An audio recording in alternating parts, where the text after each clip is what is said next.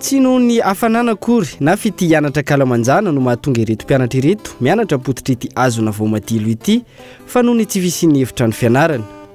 Eto amin'ny EPP Mangotrika, ato amin'ny commune Antanimieva, district-ny Morombe, faritra Atsimo Andrefana.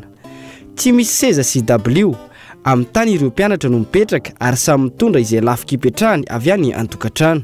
Tena mijaly satria ndregny fitaova fianaran-drozy zao lasa maloto aby ndra tokony halio. Tsy misy table banc, mba hoe mba kely rahandrozy zao hoe mba manday gony rozy mba hoe mba tsy hampaloto azy.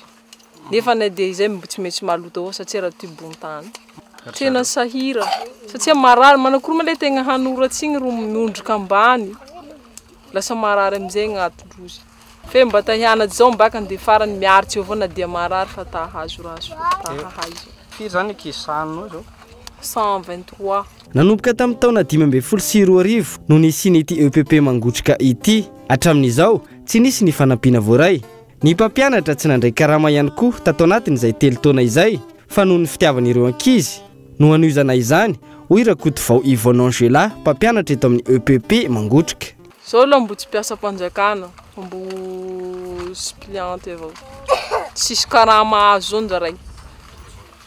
Vina nahazo karama farany zao? Mbo tena tsy nahazo, tsisy nahazo. Depuis 2015? Tsisy karama azo.